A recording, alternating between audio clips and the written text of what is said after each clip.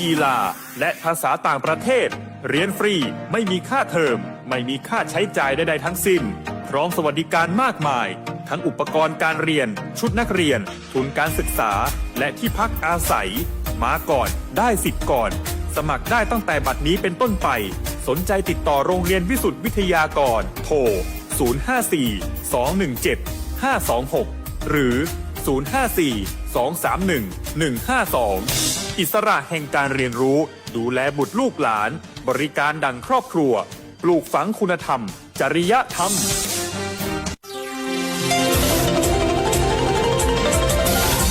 วิทยุแห่งประเทศไทยให้ความรู้คู่ความสุขที่นี่สถานีวิทยุกระจายเสียงแห่งประเทศไทยจังหวัดลำปางทำการส่งกระจายเสียงในระบบ FM ความถี่ 97 เมกะเฮิรตซ์ จากนี้ไปเชิญติดตามรับฟังรายการคลื่นใสวัยทีนดำเนินรายการโดยดีเจเยาวชนจังหวัดลำปางก๊ากก๊ากก๊ากอยู่ที่ไหน อยู่ที่ FM 97 MHz รายการอะไรคลื่นใสวัยทีน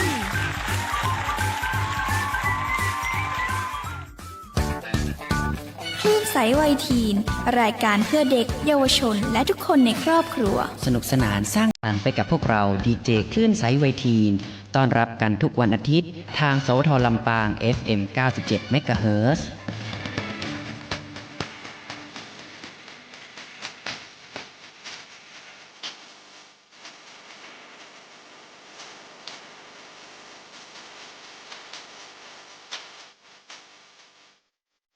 อย่าเพิ่งแชร์ที่ยังไม่ชัวร์รอให้ชัวร์แล้วค่อยแชร์อย่าเพิ่งแชร์ที่ยังไม่ชัวร์รอให้ชัวร์แล้วค่อยแชร์อย่าเพิ่งแชร์ที่ยังไม่ชัวร์รอให้ชัวร์แล้วค่อยแชร์อย่าเพิ่งแชร์ที่ยังไม่ชัวร์รอให้ชัวร์แล้วค่อยแชร์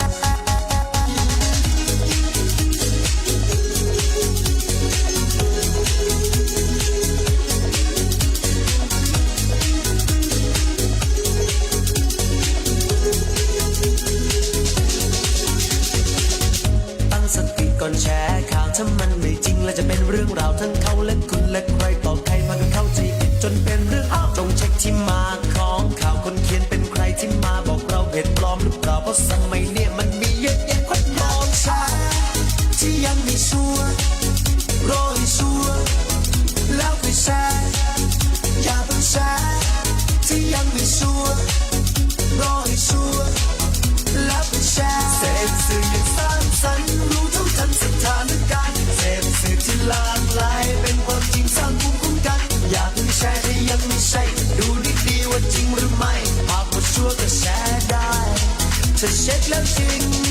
ก็แชร์ได้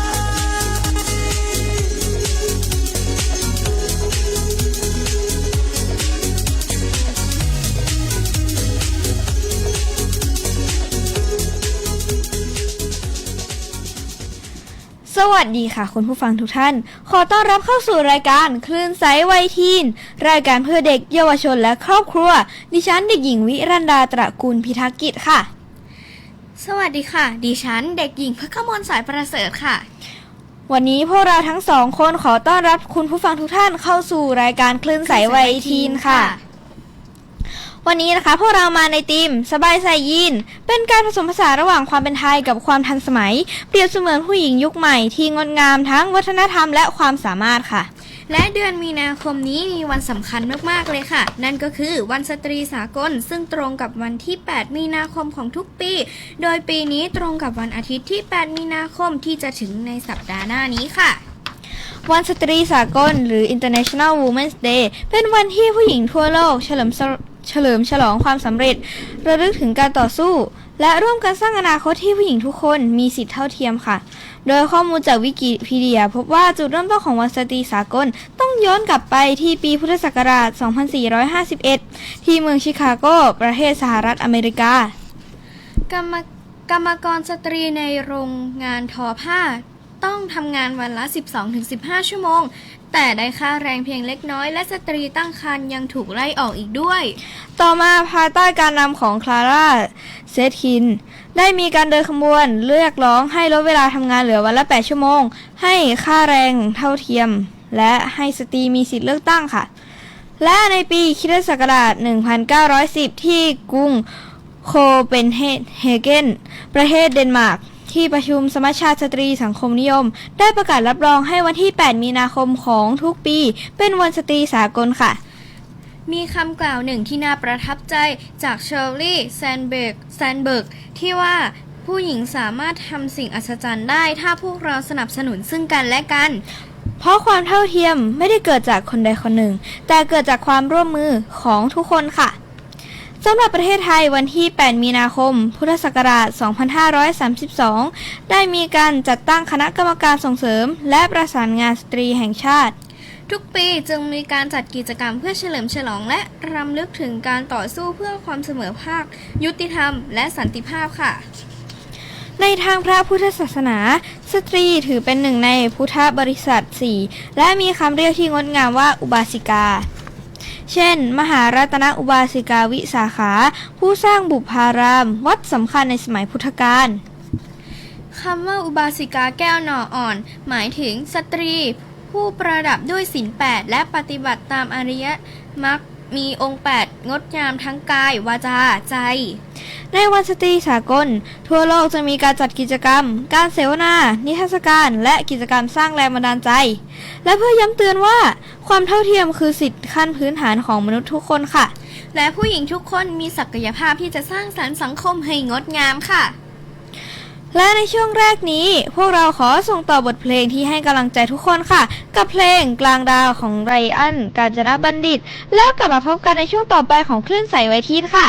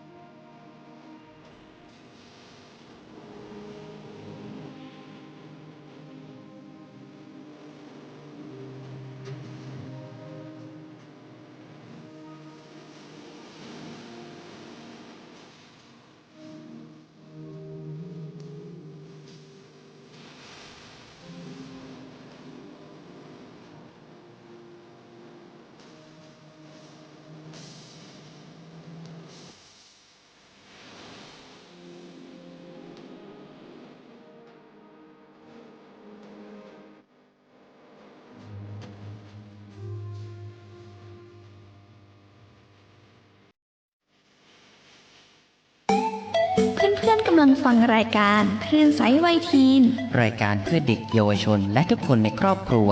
ทางสวทลำปาง FM 97 MHz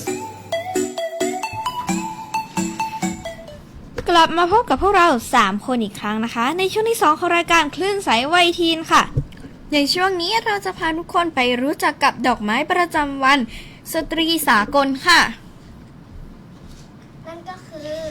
ดอกมิโมซาสีเหลืองค่ะ ดอกมิโมซาสีเหลืองเป็นดอกไม้ประจำ International Women's Day ค่ะ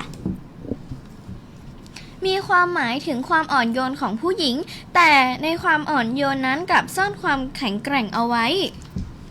เพราะมิโมซาเป็นดอกไม้ที่เติบโตในช่วงฤดูหนาวแม้อากาศจะหนาวเย็น ก็ยังสามารถผลิลางอย่างสวยงามได้เปรียบเหมือนผู้หญิงที่แม้ต้องเผชิญอุปสรรคก็ยืนหยัดได้อย่างสง่างามค่ะ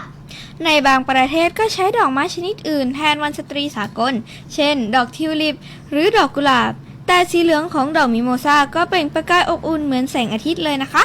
พูดถึงวันสตรีสากล เราต้องไม่ลืมผู้หญิงคนสำคัญที่ได้รับการขนานนามว่ามารดาแห่งการเคลื่อนไหวสตรีสากล นั่นคือคอร์ลาเซนคินค่ะ ท่านเป็นนักการเมืองหญิงสายมาร์กซิสต์ชาวอเมริกัน ชื่อเดิมคือคลาร่าไอเนอร์เกิดเมื่อวันที่ 5 กรกฎาคมที่แคว้นแซกโซนี ท่านสมัครเข้าเป็นสมาชิกพรรคสังคม ประชาธิปไตยและต่อมาได้ก่อตั้งกลุ่มนักสังคมนิยมหญิง พร้อมเสนอให้กำหนดวันที่ 8 มีนาคมของทุกปีเป็นวันสตรีสากลค่ะ ในช่วงสงครามโลกครั้งที่ 1 ท่านยังร่วมมือกับโรซาลุกเอ็นบุช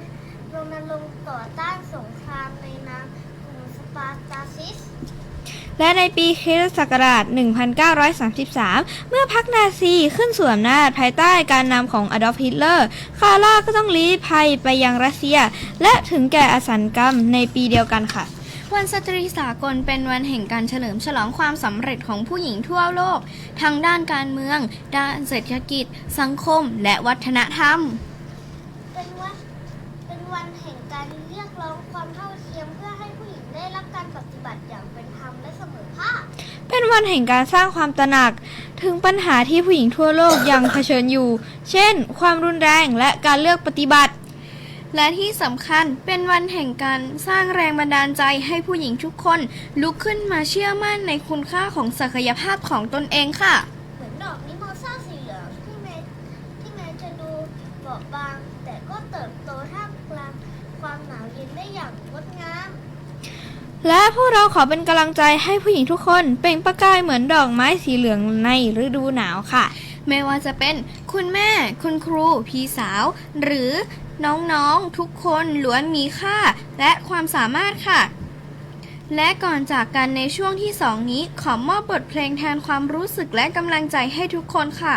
กับเพลงเสียใจเหลือๆดรฟู cover by ยาดม แล้วกลับมาพบกับพวกเราในช่วงต่อไปกับคลื่นไซส์วัยทีนค่ะ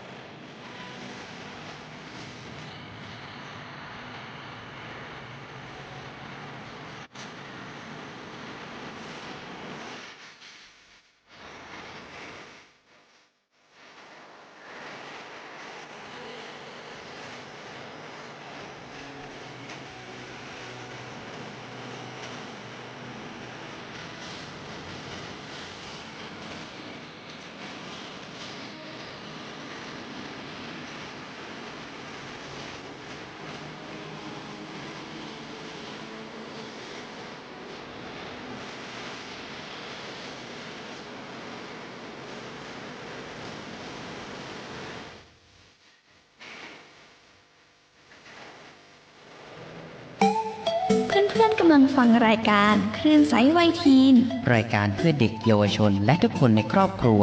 ทางสวทลำปาง FM 97 MHz มาต่อกันในช่วงที่ 3 ของรายการคลื่นไซส์วัยทีนกันค่ะคุณผู้ฟัง ตอนนี้พวกเราทั้ง 3 คนมีกิจกรรมข่าวดีๆ ในจังหวัดลำปางมาฝากกันค่ะ ใครที่กำลังมองหากิจกรรมสนุกๆสำหรับครอบครัวในช่วงต้นเดือนมีนาคมห้ามพลาดเลยนะคะ งั้นเราไปที่ข่าวกิจกรรมที่ 1 กันเลยค่ะ ขอเชิญชวนให้คุณผู้ฟังไปเที่ยวที่มิวเซียมลำปางค่ะ กับนิทรรศการ Wake Up ลำปางค่ะ จัดแสดงตั้งแต่วันนี้จนถึงวันที่ 31 มีนาคม 2569 ณ ห้องนิทรรศการหมุนเวียนชั้น 1 ค่ะ พิเศษสุดๆ มีกิจกรรม DIY ระบายสีแม่เหล็กติดตู้เย็นรูปไก่ด้วยนะคะ จัดระหว่างเดือนกุมภาพันธ์ถึงมีนาคม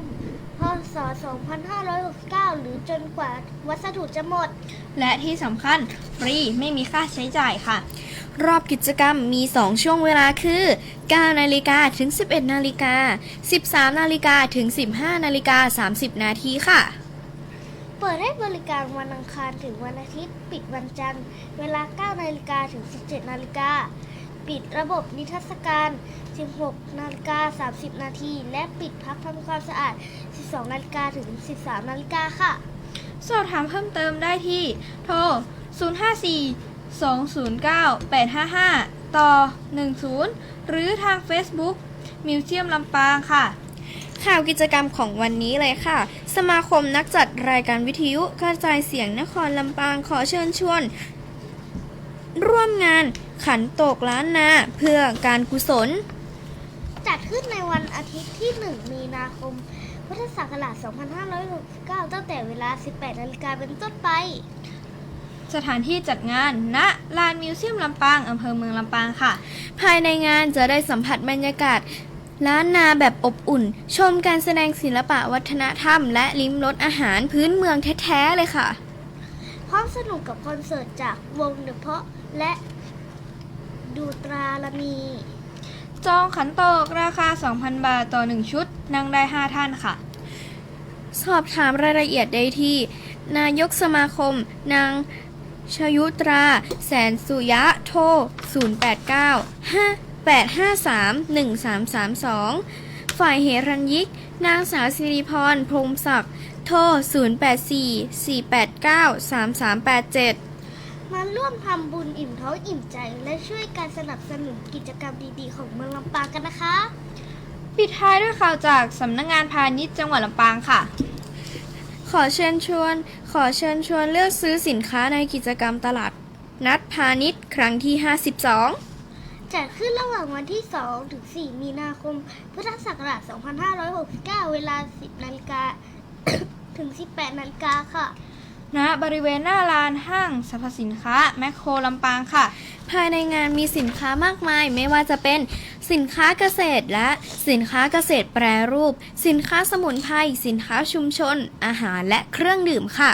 อย่าลืมไปอุดหนุนสินค้าของคนลำปางกันเยอะๆนะคะ และก่อนที่จะจบช่วงที่ 3 นี้ เราขอส่งบทเพลงเพราะๆให้คุณผู้ฟังทุกท่านค่ะ กับเพลงจันเจ้าเอ๋ยกะทิวิลาสินี แล้วกลับมาพบกับพวกเราในช่วงถัดไปของรายการคลื่นใสวัยทีนค่ะ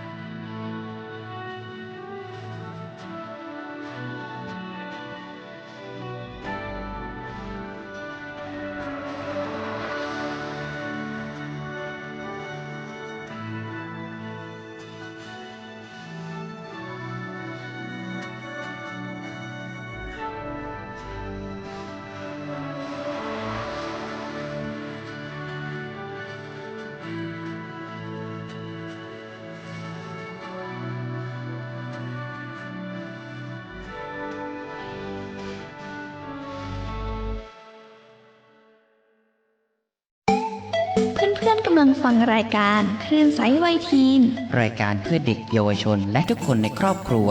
ทางสวทลำปาง FM 97 MHz กลับเข้าสู่ช่วงที่ 4 ของรายการคลื่นใสวัยทีนกันอีกครั้งค่ะ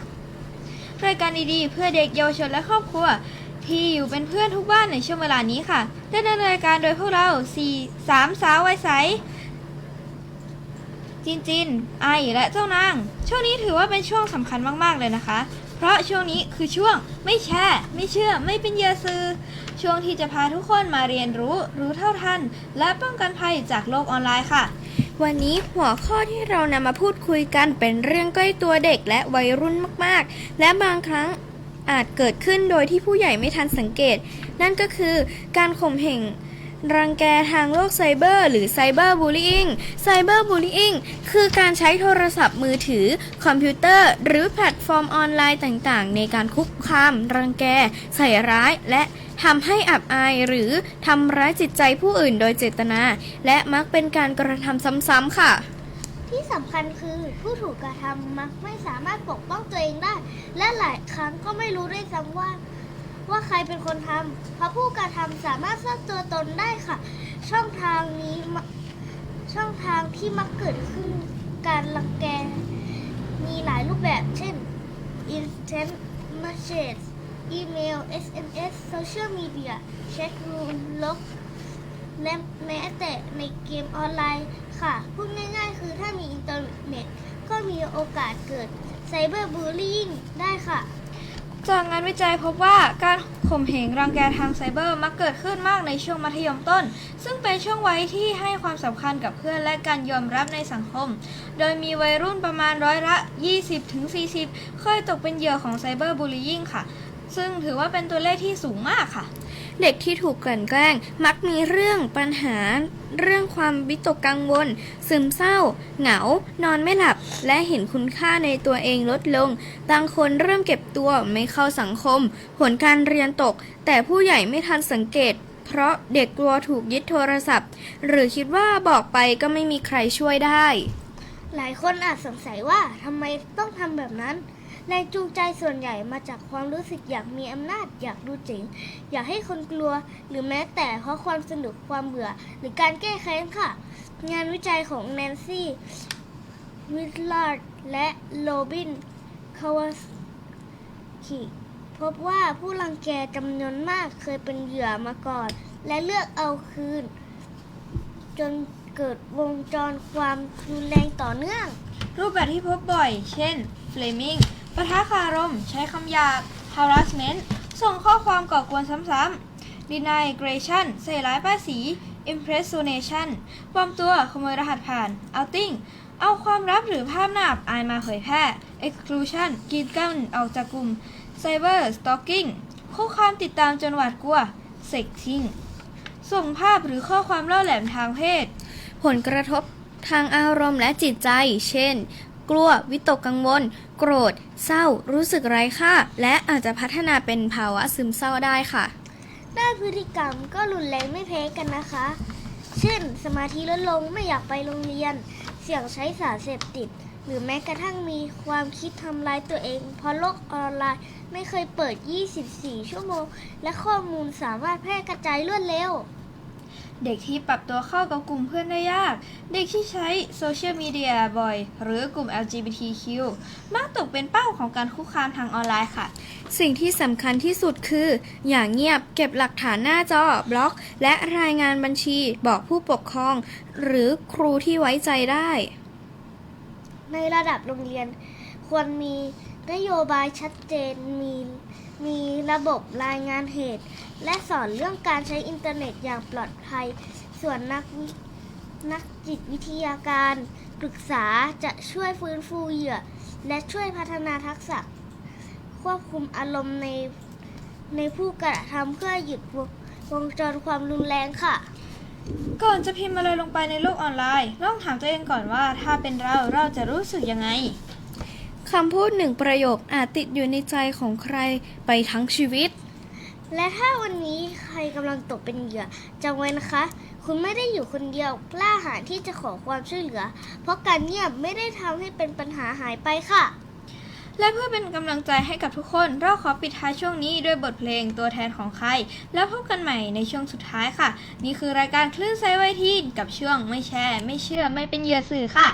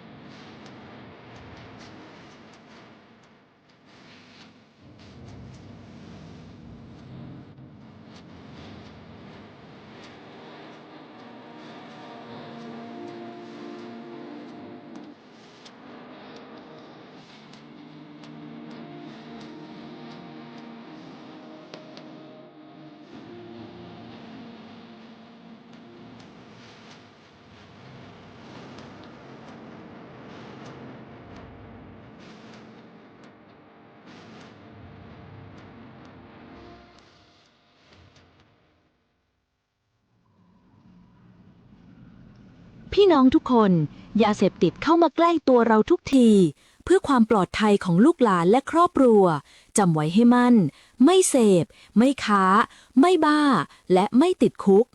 หากพบเห็นเบาะแสหรือต้องการความช่วยเหลือเรื่องยาเสพติดโทรหาเราได้ที่สายด่วนปปส1386ที่พึ่งทุกปัญหายาเสพติดหรือแจ้งผ่านแอปพลิเคชันทางรัฐปลอดภัยไม่ต้องระบุชื่อผู้แจ้งจำไว้นะคะท่านแจ้งเราจับเพื่อชุมชนที่น่าอยู่ของเราขอบคุณค่ะเพื่อนๆกำลังฟังรายการคลื่นไซด์ไวทีนรายการเพื่อเด็กเยาวชนและทุกคนในครอบครัวทางสวทลำปาง FM 97 MHz กลับเข้าสู่ช่วงสุดท้ายของรายการคลื่นไซด์ไวทีนกันแล้วนะคะคุณผู้ฟังรายการเพื่อเด็กเยาวชนและครอบครัวดำเนินรายการโดยพวกเรา3สาวไวทีนจินไอและเจ้านาง วันนี้พวกเราขอทิ้งท้ายรายการด้วยเรื่องราวของวันพระใหญ่ที่กำลังจะมาถึง นั่นก็คือวันมาฆบูชา ประจำปี 2569 ค่ะ สำหรับปี 2569 วันมาฆบูชาตรงกับวันที่ 3 มีนาคม 2569 ถือเป็นวันสำคัญทางพุทธศาสนา และเป็นวันหยุดราชการของประเทศไทยค่ะคำว่ามาฆบูชามาจากคำว่ามาฆปุณณมีบูชา แปลว่าการบูชาในวันเพ็ญเดือนมาฆะหรือวันขึ้น 15 ค่ำเดือน3นั่นเองค่ะ เหตุการณ์ที่สำคัญเกิดขึ้นในวันนี้เรียกว่าจัตุรงคนิบาตซึ่งแปลว่าการประชุมพร้อมด้วยองค์สี่ 1. พระภิกษุ 1,250 รูป มาประชุมกันพร้อมโดยมิได้นัดหมาย 2. พระภิกษุทั้งหมดเป็นพระอรหันต์ 3. ทุกรูปได้รับการอุปสมบทโดยตรงจากพระพุทธเจ้า 4. เป็นวันเพ็ญเดือน 3 พระจันทร์เต็มดวงเสวยมาฆฤกษ์ สถานที่เกิดเหตุการณ์คือ วัดเวลุวันมหาวิหารเมืองราชคฤห์แคว้นมคธประเทศอินเดียในปัจจุบันค่ะ ในวันนั้นพระพุทธเจ้าทรงแสดงโอวาทปาติโมกข์ซึ่งเป็นหัวใจสำคัญของพระพุทธศาสนา หลักธรรมสำคัญมีใจความว่าไม่ทำความชั่วทำความดีให้ถึงพร้อมทำจิตใจให้บริสุทธิ์ผ่องใสหรือที่เราคุ้นกันในภาษาบาลีว่าสัพพะปาปัสสะอักกะระนังกุสลัสสูปะสัมปทาสจิตตะปริโยทะปะนัง นอกจากหลักการ 3 แล้วยังมีอุดมการณ์ 4 ได้แก่ความอดทนไม่เบียดเบียนความสงบและนิพพาน และวิธีการ 6 เช่น ไม่ว่าร้ายไม่ทำร้ายสำรวมในกฎระเบียบ รู้จักประมาณอยู่ในที่สงัด และฝึกจิตให้สงบค่ะ ฟังดูแล้วจะเห็นว่าหลักธรรมเหล่านี้สามารถนำไปใช้ในชีวิตประจำวันของเราได้จริงๆไม่ว่าจะเป็นในครอบครัวโรงเรียนหรือแม้แต่ในโลกออนไลน์ค่ะ สำหรับการปฏิบัติตนในวันมาฆบูชา พุทธศาสนิกชนมักจะทำบุญตักบาตรในตอนเช้าฟังธรรมรักษาศีลและในช่วงค่ำร่วมพิธีเวียนเทียนรอบพระอุโบสถ การเวียนเทียนคือการเดินเวียนขวา3 รอบ เพื่อระลึกถึงพระพุทธคุณ พระธรรมคุณ และพระสังฆคุณค่ะ ในประเทศไทยพิธีมาฆบูชาเริ่มจัดอย่างเป็นทางการในสมัยพระบาทสมเด็จพระจอมเกล้าเจ้าอยู่หัวรัชกาลที่ 4 และได้ปฏิบัติสืบทอดกันต่อมาจนถึงปัจจุบันค่ะ วันมาฆบูชาไม่ใช่เพียงวันหยุดแต่เป็นวันที่เตือนใจให้เราหยุดคิด หยุดทำชั่ว และเริ่มต้นทำดี เป็นโอกาสที่เราจะได้ทบทวนตัวเองค่ะ ว่าวันนี้เราได้ทำความดีอะไรแล้วบ้าง ก่อนจากกันไปวันนี้พวกเราขอเชิญชวนคุณผู้ฟังทุกท่านร่วมกันทำความดีรักษาศีลและใช้หลักธรรมโอวาทปาติโมกข์เป็นแนวทางในการดำเนินชีวิตค่ะ และปิดท้ายรายการวันนี้ด้วยบทเพลงความหมายดีๆ จาก Rooftop ค่ะ กับเพลงจะเลิกซ่อนเธอไว้ในเพลง แล้วพบกันใหม่ในสัปดาห์หน้าค่ะ นี่คือรายการคลื่นใสวัยทีนสวัสดีค่ะ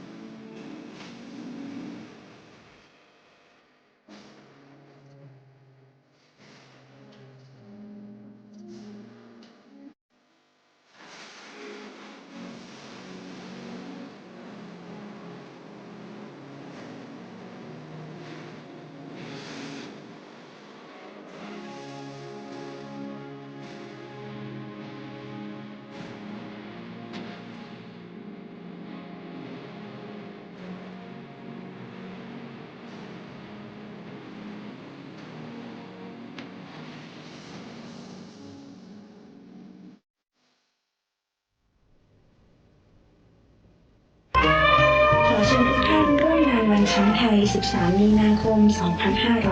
2569